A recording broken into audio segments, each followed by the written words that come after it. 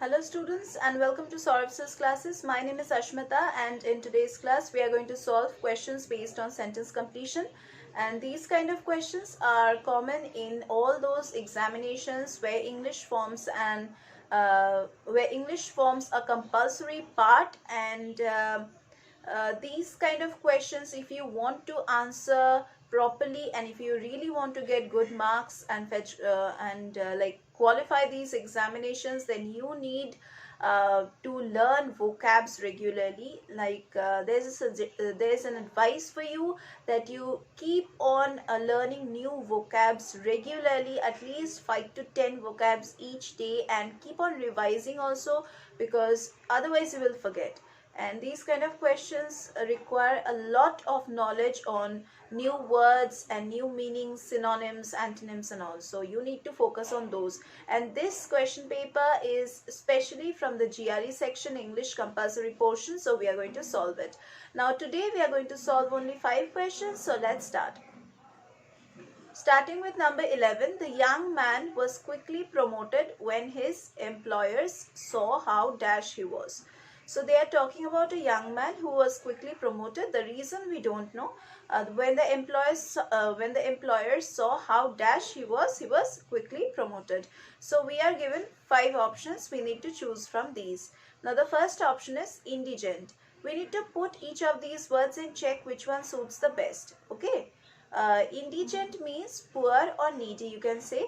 So if we see that someone is poor or someone is needy, obviously we will try to help him, but that doesn't mean that we are going to promote him to a higher position. Okay, so we may not consider this. Number B, indifferent. Indifferent means not concerned about anything. Okay, so why will someone get promotion if the employers see that he is not at all concerned about his work? So we are not considering number B also. So that is also wrong. Number C, assiduous. Assiduous means showing great care and perseverance, and you can say diligent, or you can say careful or meticulous. So I am writing it down, diligent. Diligent means quite serious with the work, quite punctual with the work. So if I put number C, that is the young man was quickly promoted when his employers saw how diligent he was or assiduous he was. So assiduous will definitely go, as it is making the sentence meaningful. Like just because he was very careful and he was very he was having a lot of patience and perseverance, that is why he was promoted when his employers saw how patient he was or how assiduous he was. So number C will definitely go, but as you all know that we need to choose the best option. So let us check the other options also. If any of these options which are left that suits better than number C, then we will consider that option. Otherwise we are going to stick to number C. Lethargic. Now lethargic means inactive. So obviously no one will consider you or give you promotion if you are inactive. So this will definitely not go. So I am striking this out. Number E is cursory. Cursory means hasty and therefore not thorough or detailed. So you can say in a hasty manner. So if you do your work in a hasty manner or very quick manner, obviously you are going to make certain mistakes, and if you are not thorough with your work, obviously there would be some sort of mistakes and it won't be accurate. It will have flaws. So obviously a person who is cursory or like hasty with his work will never get promotion, because he doesn't look through his work in a thorough manner. So definitely E will not go. So C would be the correct option. All right. Number 12. For Myro, art became a dash ritual. Now Myro is the name of a person, of an artist, and for him art became a dash ritual. We don't know what kind of ritual. Now what is ritual? Ritual means any ceremony. You all know that ritual means any ceremony. So paper and pen and pencils were holy objects to him.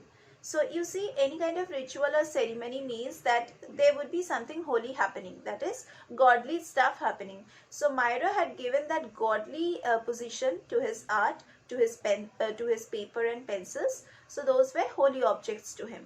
and he worked as though he were performing a religious rite. He used to work in such a way so as to show that he was doing some kind of a religious rite or religious ceremony or ritual, you can say. Okay, let us put the words which are given. Superficial. Now superficial means from outside or exterior or surface, you can say.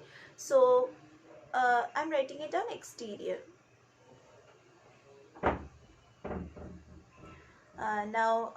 If I put superficial in the blank provided, that is for Myro, art became a superficial ritual. Obviously, he is not doing the art, or he is not performing the art as a religious rite just from outside. He has faith in that work. That's why he is giving the art as a position like similar to God. Like we provide a position higher to God than any other person or any other people. Similarly, for Myro, art was in that position where God can be placed. So if I put superficial, it won't go, so I'm striking it out. Number B, sacred. Now sacred means kind of holy, or you can say once again something that we worship a lot. So sacred art became a sacred ritual. So sacred can go, because sacred ritual itself means that it was a ceremony, it was a sacred ceremony. So we can put number B. But once again, if we find any better options than number B, then we will consider that. Number C, banal. Now banal means so lacking in originality as to be obvious and boring. So you can say not original. So that's why it's kind of boring, or you can say it's not interesting. Okay, so banal ritual, it's just not going, so we are not considering this. Number D, cryptic. Cryptic means having a meaning that is mysterious or obscure. So if I put cryptic over here, it's mysterious, right? Mysterious ritual, no. Myra was not at all giving his art he was not seeing his art as a mysterious ritual, obviously. So mysterious will definitely not go, so cryptic cannot be considered. Number E, futile. Futile means you can say fruitless, something which goes in vain. It doesn't work, it doesn't provide any good results. So fruitless will be the meaning. And if I put futile for Miro or Myro, art became a futile ritual. No, it's not like that, because he used to consider art as godly. So for him, pencils and paper were godly objects or holy objects. So obviously number B would be the correct option. Now moving over to number 13. Because it arrives so early in the season, before many other birds, the robin has been called the dash of spring. So just because the robin arrives like earlier than the other birds before the season, that's why it is known as the dash of spring. Okay, we are going to check from these options below which one suits the best. So hostage. So what is the meaning of hostage? Hostage means kind of captive or prisoner. So I'm writing it down, prisoner. If I put hostage of spring, it's just not going. It's not making any good sense. So I'm striking it out. Number B is autocrat. Now autocrat means dictator. Like you are controlling something only by your own decision. So dictator, I'm writing it down. Autocrat meaning. So if I put that the robin has been called the autocrat of spring, it's not going, because obviously a robin cannot dictate the entire season. So I'm not considering this. Okay. What about number C, compass? Now compass means an instrument, like the needle shows north point, and we can find out or identify the other directions. Okay, so compass will definitely not go. Newcomer. Newcomer means a person who, or any other living thing that comes like new to the environment. So newcomer. Newcomer will also not go, because they are saying that it arrives so early in the season. So every year it arrives. That is, the robin arrives every year with many other birds. That is why it is called this. So we don't know what is this called. But let us check the other last option, that is the harbinger. Now harbinger means sign or indicator. Okay, so we can consider this one as the correct option. Why I am saying, because harbinger means sign, and if we consider the last line, that is the robin has been called the sign or the indicator of spring. See, it is making a good sense. So we are going with number E. So we can consider number E as the correct option. Let us move over to question number 14.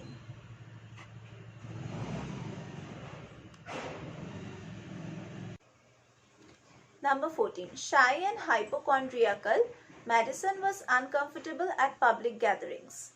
So, shy and hypochondriacal, they are saying about someone, that is Madison, and he was uncomfortable at public meetings. So, what is shy? Shy means like always shy, like not being able to face anyone or talk with anyone or speak about or speak with anyone, feeling shy, feeling shamed. uh, Basically an introvert feels so much of shyness, and he or she is very much uncomfortable in talking with others or becoming social or becoming frank or friendly with the people around. And what is hypochondriacal? Hypochondriacal means exhibiting or marked by unusual or excessive recurring concern about one's health. So excessively thinking about your own health or your own prestige or your own ego, and not being able to speak out with the people around you, that is hypochondriacal. Madison was uncomfortable at public gatherings. So his character made him a most dash lawmaker and practicing politician. So his character, this kind of character, shy character, was making him the most dash lawmaker. We don't know what kind of lawmaker he was, and also a practicing politician. Now, is he good? Is he bad? Is he consistent, or is he not consistent? We are going to check from the options below. So number one is conscientious. Now conscientious means dedicated, you can say, or industrious, you can say, or attentive. So I'm writing it down, dedicated. So we all know that he was shy and he was hypochondriacal. So he can never become an open speaker, or he can never speak in front of so many people. So we can say that his character, that his shy and hypochondriacal character, made him the most, if I put conscientious, it will not go, because this kind of attitude, like shy and hypochondriacal person, can never become a good lawmaker or a practicing politician, because they need to face the masses regularly, and hence his character of being shy and hypochondriacal can never result in a conscientious lawmaker. So I'm striking number A. Let us move over to number B. Number B is unlikely. So obviously unlikely will go. Why? Because his character was not likely to make him a good lawmaker or a practicing politician. So unlikely means not likely. So definitely this will go, because this will not, just a moment. Because this will not make him the best lawmaker or practicing politician. So number B can be the correct option. But let us see if we get some better options, then we will move over to that. Number C is fervent. Now fervent means imprisoned, or you can say passionate. So imprisoned.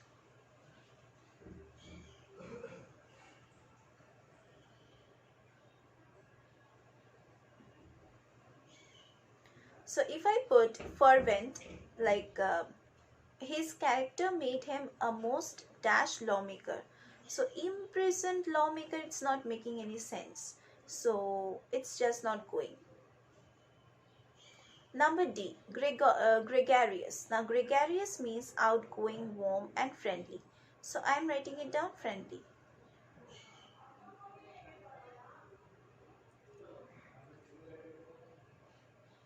If I put gregarious, like his character made him the most gregarious lawmaker and practicing politician.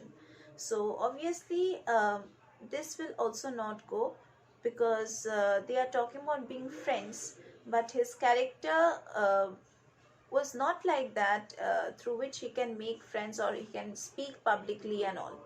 So gregarious won't go. What about effective? The effective means useful. So we cannot consider a person who is shy and not likely to appear in public meetings or feeling uncomfortable in public meetings will become an effective lawmaker or a practicing politician. So we are not considering number E. So number B can be the correct option, that is unlikely. Let us move over to question number 15. The tapeworm is an example of dash organism. Now tapeworm is inside us, and it basically creates hunger and eats most of the nutrients of the food that we eat. So tapeworm is an example of dash organism. So I have told you what kind of an insect or what kind of an organism is the tapeworm. So it sucks out the food or takes the nutrients from our body. One that lives within or on another creature. So this tapeworm can either live within you, obviously there is a tapeworm inside us, or on some another creature. This can also be present outside on another creature, deriving some or all of its nutrients from its host. So this kind of tapeworm either takes all the things from the host or certain nutrients from the host. Now we are going to just check which option will suit the best. So the tapeworm is an example of dash organism, like it sucks out all the nutrients from the host. Host is the person on which it stays or inside or within which the tapeworm stays. If I put hospitable, now hospitable means welcoming and friendly. Definitely this will never go, because a tapeworm, when it sucks food from your body, it isn't welcoming at all or isn't friendly at all. So hospitable won't go. What about number B, an exemplary? Exemplary means perfect, ideal, or you can say model. So perfect or exemplary organism, it cannot be termed as a perfect organism or an ideal organism, because it sucks out everything from its host. So we are not going to consider this also. Number C, parasitic. Now parasitic means something which takes out everything from the host or sucks out. Just as I have been telling you the meaning of parasite. Like tapeworm's meaning, like what it does. So this will definitely go, number C will definitely go, but if we find any better options than number C, we will consider this. Autonomous. Autonomous means something which has the freedom to govern itself or control its own affairs. So own freedom, you can say.